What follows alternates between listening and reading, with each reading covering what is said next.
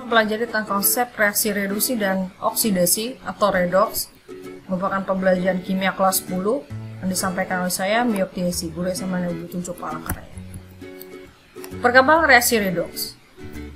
Reaksi redoks berkembang mulai yang pertama dari berdasarkan pengikatan dan pelepasan oksigen, yang kedua berdasarkan pengikatan dan pelepasan elektron, yang ketiga berdasarkan pertambahan dan penurunan bilangan oksidasi. Konsep yang pertama, konsep reaksi redoks berdasarkan pengikatan dan pelepasan oksigen. Reaksi reduksi, menurut konsep reaksi redoks berdasarkan pengikatan dan pelepasan oksigen, reduksi adalah reaksi pelepasan oksigen dari suatu senyawa atau yang mulanya dia mengikat oksigen, setelah terjadinya reaksi tidak lagi mengikat oksigen. Sedangkan oksidasi adalah reaksi pengikatan atau penggabungan oksigen dari suatu senyawa yang pada mulanya pada saat terjadi sebelum terjadinya reaksi atau di sisi pereaksi dia tidak memiliki oksigen menjadi mengikat oksigen pada setelah reaksi atau pada produk. Ditandai dengan persamaan reaksi. Jadi pada reaksi oksidasi dan reduksi itu tidak berlangsung secara sendiri-sendiri tapi berlangsung bersamaan. Kita contohnya untuk reaksi reduksi secara umum, reduksi besi 2 oksida oleh karbon monoksida. Nah, misalkan seperti Fe ini mengikat oksigen, setelah terjadi reaksi dia tidak mengikat oksigen. Itu namanya proses reaksi reduksi. Jadi mengalami reaksi oksidasi itu dinamakan reduktor. Reduktor itu dia mereduksi zat lain sedangkan dia mengalami reaksi oksidasi. Dalam konsep ini reduktor itu artinya dia yang mengikat oksigen. Kita perhatikan CO, dia hanya mengikat satu oksigen. Setelah terjadi reduksi atau dia mereduksi besi 2 oksida, maka akan membentuk gas karbon dioksida yang di sini mengikat 2 atom oksigen. Contoh untuk reaksi oksidasi. Oksidasi besi oleh oksigen atau proses terjadinya perkaratan. Pada mulanya besi tidak mengikat oksigen yang di sebelah kiri tanda panah. Setelah terjadinya reaksi atau proses oksidasi tadi, dia akan mengikat oksigen. Ini namanya reaksi oksidasi. Nah, di sini ada yang namanya sifat sebagai oksidator. Oksidator yang melepas oksigen. Di sini oksigen itu dia bereaksi dengan Fe atau mengalami reduksi. Fe bersifat reduktor yang mereduksi zat lain kalau menurut konsep pelepasan dan pengikatan oksigen. Reaksi redoks berdasarkan pengikatan dan pelepasan oksigen. Dalam reaksi kimia, reaksi reduksi dan oksidasi berlangsung secara bersamaan. Kita ambil contoh seperti persamaan reaksi sebelumnya.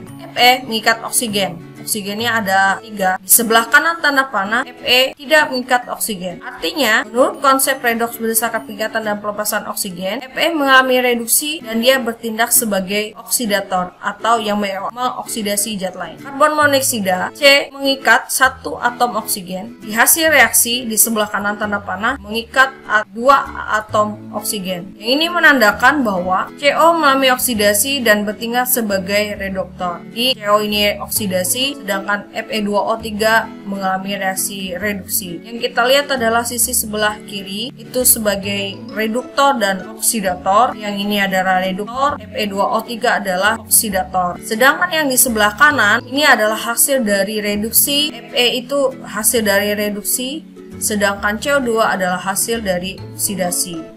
Konsep yang berikutnya yang kita pelajari adalah konsep reaksi redoks berdasarkan pengikatan dan pelepasan oksigen. Nah, contohnya CNS, zinc sulfida, zinc 2 sulfida direaksikan dengan oksigen menghasilkan zinc 2 oksida dan sulfur dioksida. Kita perhatikan di sini Cn tidak mengikat oksigen, sedangkan di sebelah kanan Cn mengikat oksigen ini. Artinya si Zn itu sebagai reduktor atau mengalami reaksi oksidasi karena dia yang asal mulanya tidak ada oksigen, dia mengikat oksigen di hasil reaksinya itu sebagai reduktor atau mengalami reaksi oksidasi.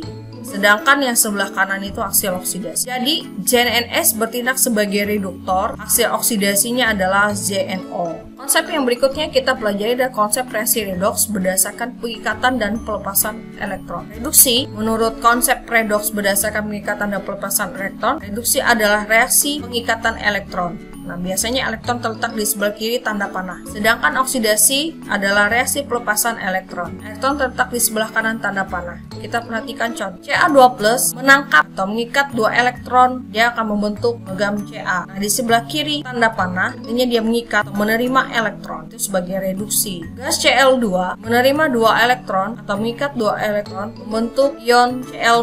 Sedangkan contoh untuk oksidasi, perhatikan tadi Ca yang sebelah kiri pada saat reduksi dia membentuk ion, sedangkan kalau di sebelah oksidasi dari yang tidak bermuatan menjadi bermuatan, artinya dia mengangkat 2 elektron, letaknya di sebelah kanan tanda panah. Perhatikan, ini reaksi oksidasi. Kalium juga dari yang tidak bermuatan menjadi memuatan dan melepaskan 1 elektron. Contohnya tadi kita bahas tentang reaksi reduksi menurut pengikatan dan pelepasan elektron, kita bahas lebih mendalam. Kita perhatikan elektronnya berada di sebelah kiri, mengikat elektron, letak elektron di sebelah kiri tanda panah, artinya dia mengalami reduksi. Contoh yang berikutnya untuk Cl2, nah elektron berada di sebelah kiri tanda panah, dia artinya mengikat atau menerima elektron, kemudian mengalami reduksi berarti. Oke, ini Ca menjadi Ca2+ dan 2 elektron. Kita perhatikan elektronnya berada di sebelah kanan, ini melepas elektron, letak elektron di sebelah kanan tanda panah, itu cirinya dari reaksi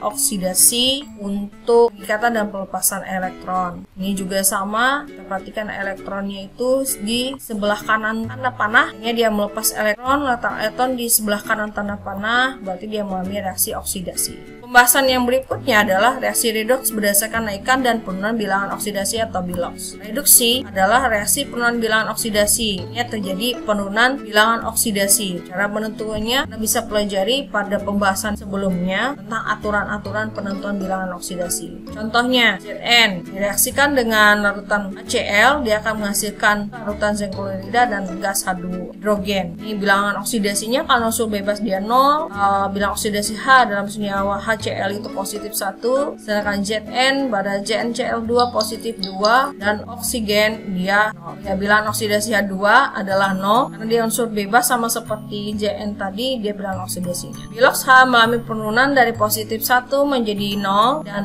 Zn dari 0 mengalami kenaikan menjadi positif 2. Reaksi oksidasi adalah reaksi kenaikan bilangan oksidasi atau biloks. Seperti tadi, reaksinya sama sebenarnya karena dalam satu reaksi kimia tidak hanya oksidasi saja tetapi mengalami reaksi reduksi. Nah, biloks Zn mengalami kenaikan dari 0 menjadi positif 2. Jadi reduktor mengalami oksidasi atau bilangan oksidasi naik atau mereduksi zat lain, sedang oksidator mengalami reduksi atau biloks turun. Jadi yang reduktor di sini adalah Zn, sedangkan yang oksidatornya adalah HCl. Zn ini mengalami kenaikan bilangan oksidasi, sedangkan HCl mengalami di dalam HCl mengalami penurunan bilangan oksidasi. Konsep yang berikutnya adalah konsep reaksi redoks berdasarkan kenaikan dan penurunan bilangan oksidasi, dan contoh tentang konsep redoks berdasarkan kenaikan dan penurunan bilangan oksidasi atau biloks. Contohnya CuO dan direaksikan H2 menghasilkan CO dan H2O. Perhatikan bilangan oksidasinya. Biloks CO dalam senyawa CO plus 2 positif 2. Biloks CO dalam unsur bebas itu adalah 0. Biloks CO mengalami penurunan dari positif 2 ke 0. Biloks H dalam H2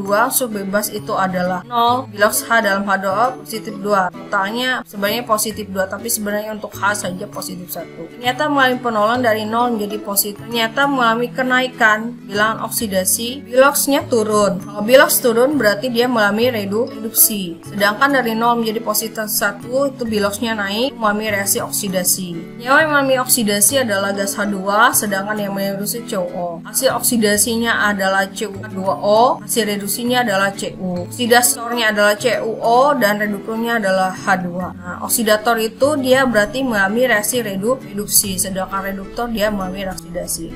Sekian pembahasan kita kali ini. Selamat belajar.